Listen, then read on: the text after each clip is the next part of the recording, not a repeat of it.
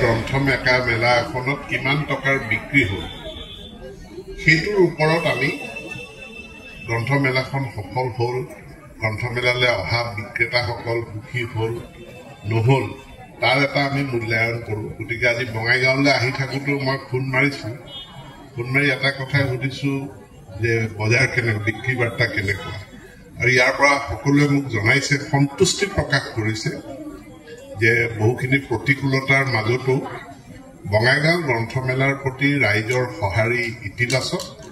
কিতাপ বিক্ৰী ভালেই হৈছে আৰু ইয়ালৈ যিসকল কিতাপ প্ৰকাশক আৰু বিক্ৰেতা আহিছে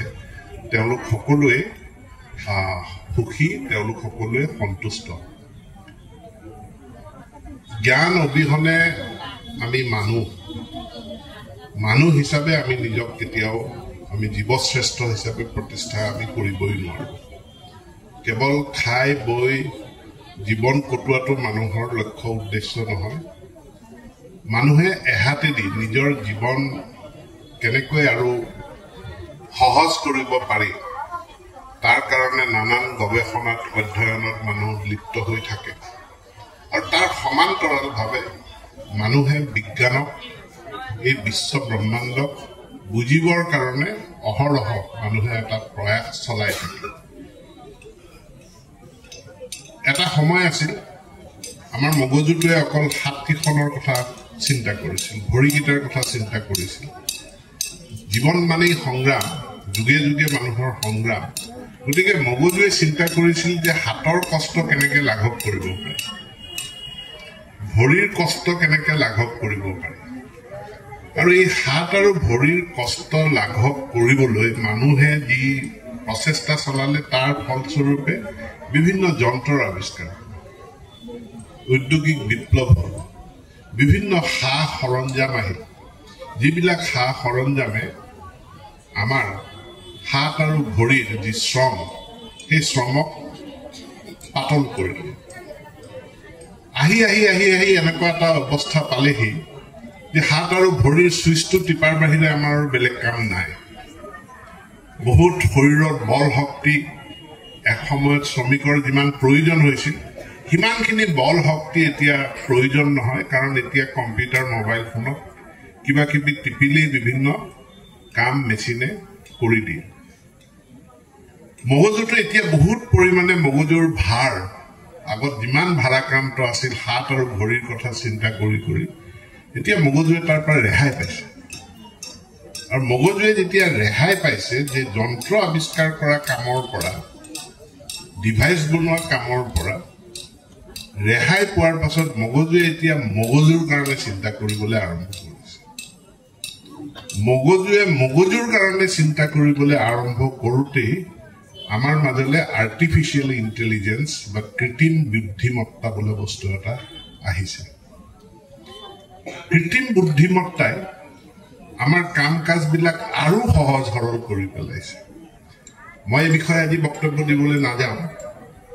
কিন্তু কৃত্ৰিম বুদ্ধিমত্তাই সমাজত সকলো বস্তুৰে ইতিবাচক নেতিবাচক প্ৰভাৱ থাকে কৃত্ৰিম বুদ্ধিমত্তাইও আমাৰ ওপৰত বিভিন্ন প্ৰভাৱ পেলাব আৰু এই কৃত্ৰিম বুদ্ধিমত্তাই মানুহৰ প্ৰজ্ঞাৰ সাধনা জ্ঞানৰ সাধনাত আমি যিখিনি কাম লিখোঁ পঢ়োঁ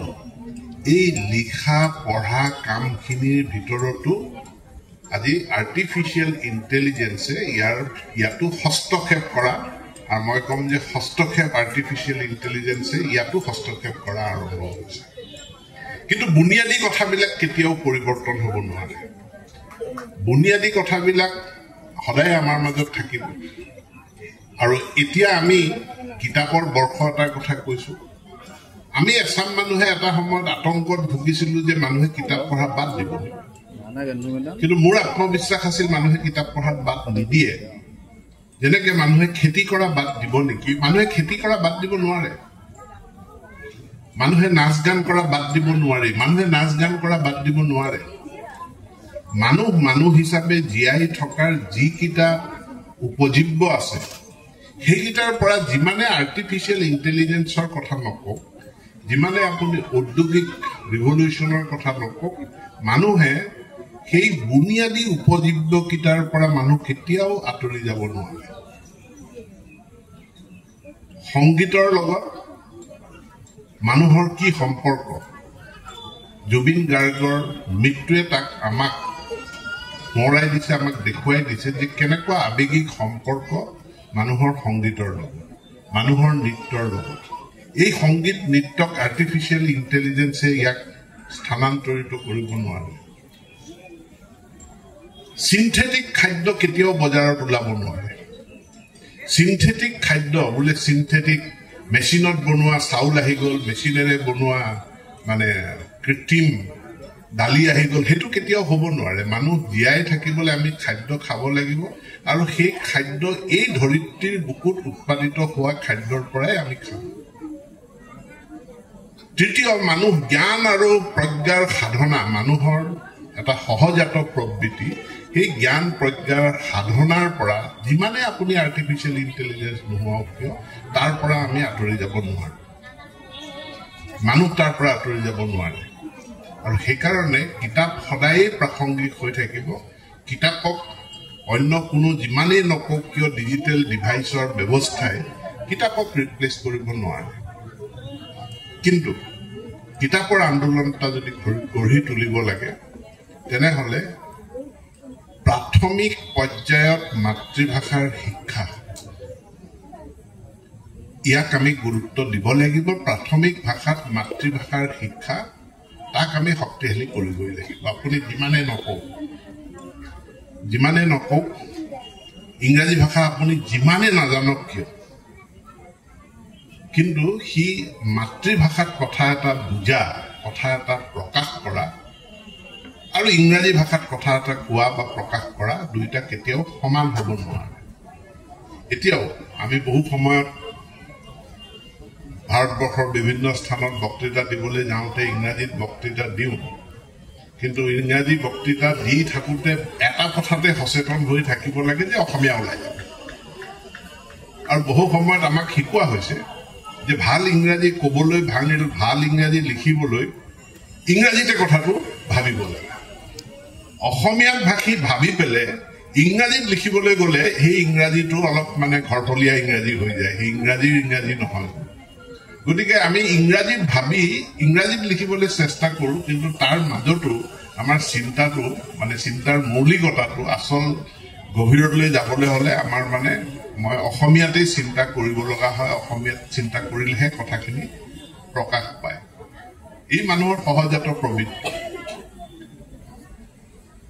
ইয়াৰ কাৰণে যদি এটা আন্দোলন গঢ়ি তুলিব লাগে মানুহক পঢ়িবলৈ শিকাব লাগিব আৰু পঢ়িবলৈ শিকাওঁতে তাক প্ৰাথমিক পৰ্যায়ৰ পৰাই আমি আৰম্ভ কৰিব লাগে মই এইকেইদিন স্কুলবিলাকত এটা নতুন পদ্ধতি প্ৰৱৰ্তন কৰিছোঁ আমি টিচিং এট ৰাইট লেভেল কোনে কোন শ্ৰেণীত পঢ়ায় সেইটো মূল কথা নহয় কোনে কি জানে সেইটোৱে মূল লিখিব জানে নাজানে সকলোৱে তেওঁলোকৰ এটা বেলেগ শ্ৰেণী সকলোৱে পঢ়িব জানে নাজানে তেওঁলোকৰ এটা বেলেগ শ্ৰেণী 1 2 3 4 5 আছে থাকিব কিন্তু তাৰ মাজতো উপশ্ৰেণী কিছুমান আমি ঠিক লৈছো কাৰণ মাকে চিঞৰি থাকে তই পঢ় মাক অশিক্ষিত ল'ৰাটো স্কুলত পঢ়ে মাকে কয় তই পঢ় মাকৰ কথা শুনি ল'ৰাটোৱে কিতাপখন লৈ বহি থাকে অলপ পাছত টোপনি আহে মাকে আহি ঢকা এটা লগায় কিন্তু মাকেতো নাজানে যে সি পঢ়িব নাজানে ভালকে পঢ়াটো এটা আৰ্ট পঢ়াটো এটা স্কিল হয় পঢ়াটো এটা দক্ষতা হয় অকল আখৰকেইটা চিনি পালেই নহয় শব্দ এটা দুটাব জানিলেই নহয় অকল পঢ়িব জানিলেই নহ'ব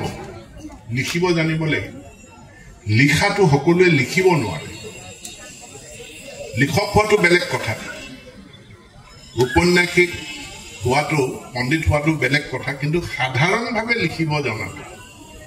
সেই লিখিব জনাটো এটা স্কিল হয় এটা দক্ষতা হয় যেনেকৈ সাঁতুৰিব জনাটো এটা স্কিল হয় দৌৰিব জনাটো এটা স্কিল হয় ফুটবল খেলিব জনাটো এটা স্কিল হয়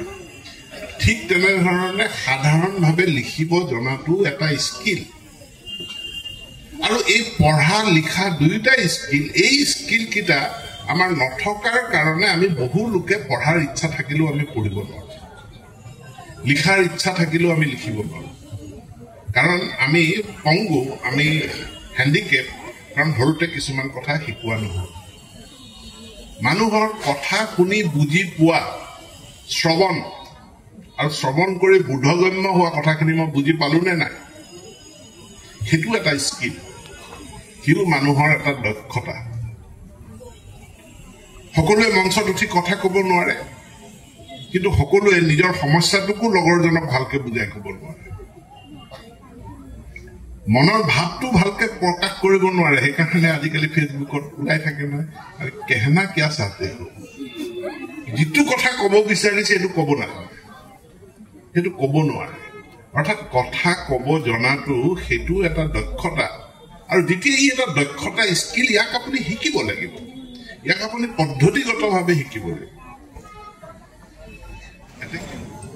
প্ৰেছাৰ বাঢ়িলে, ডায়েবেটিছ হ'ল, ডাক্তৰক দেখুৱালে, ডাক্তৰে ঔষধ দিলে, ঔষধ দি তেওঁ ক'লে ৰাতিপুৱা গধূলি অলপ খোজকাঢ়িব, ৰাতিপুৱা গধূলি অলপ খোজকাঢ়িব। তো ডাক্তৰে কৈছে কাৰণে প্ৰথম দিনা আপুনি একদম টঙালি বান্ধি ওলাই প্ৰথম দিনা খোজকাঢ়িলে, দ্বিতীয় দিনা খোজকাঢ়িলে, তৃতীয় দিনা আপোনাৰ ভাগৰ লাগিব, তৃতীয় দিনা আপোনাৰ আমনি লাগিব, আজি বুধবাৰ নাযাওঁ, কালি বৃহস্পতিবাৰে ক'ব যে আজিতো বজাৰৰ দিনটো, বজাৰৰ দিন আজি খোজ নাকাঢ়ো, অহা সোমবাৰৰ পৰা খোজ কাঢ়িম। আপোনাৰ খোজ কঢ়া নহয়, কাৰণ আপোনাৰ সেই অভ্যাসটোৱেই নাই। কিতাপ পঢ়াৰ ক্ষেত্ৰতো একেটাই কথা, কিতাপ আপুনি ইয়াৰ পৰা 10খন কিনি লৈ যাব, পঢ়িম বুলিয়ে লৈ যাব, আৰু প্ৰথম দিনা আপুনি ধুনীয়াকৈ ধূপ ধূনা জ্বলাই কিতাপখন আৰম্ভও কৰিব, কিন্তু 2টা পৃষ্ঠা পঢ়াৰ পাছত আপুনি থ'ব, কাইলৈ পঢ়িম, আৰু আপোনাৰ পঢ়া নহয়। কিতাপ পঢ়াটো যেনেকৈ খোজ কঢ়াটো, শৰীৰ চৰ্চা কৰাটো এটা অভ্যাস প্ৰয়োজন, ঠিক তেনেকৈ কিতাপ পঢ়াৰ কাৰণেও এটা অভ্যাসৰ প্ৰয়োজন। সেই অভ্যাসটো গঢ়ি তুলিবলৈ চেষ্টা কৰক। খোজ কঢ়াৰ যেনেকৈ অভ্যাসটো হৈ গ'লে আপুনি অনায়াসে খোজ কাঢ়ি থাকিব পাৰে পুৱা গধূলি, আপোনাৰ স্বাস্থ্য ঠিকে থাকে, ঠিক তেনেকৈ কিতাপ পঢ়াৰ অভ্যাসটো গঢ়ি তুলিলে আপুনি অনায়াসে কিতাপ গঢ়ি তুলিব পাৰিব, আপোনাৰ মানসিক স্বাস্থ্য সুস্থ সবল হৈ থাকিব। কিতাপৰ বৰ্ষটোক কিতাপ পঢ়াৰ অভ্যাস সকলোকে গঢ়ি তুলিবলৈ আহ্বান জনোৱাৰ কাৰণে, আৰু মাতৃভাষাত সৰু ল'ৰা ছোৱালীক, নিজৰ ল'ৰা ছোৱালীক পঢ়া, লিখা, শুনি বুজি পোৱা আৰু মনৰ কথা ব্যক্ত কৰা, কোৱাৰ এই 4টা দক্ষতা আয়ত্ত কৰোৱাত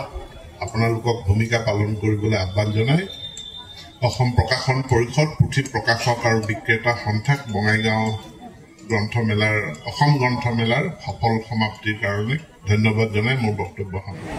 আৰু এজনী আহিছে লাভলী ৰয়।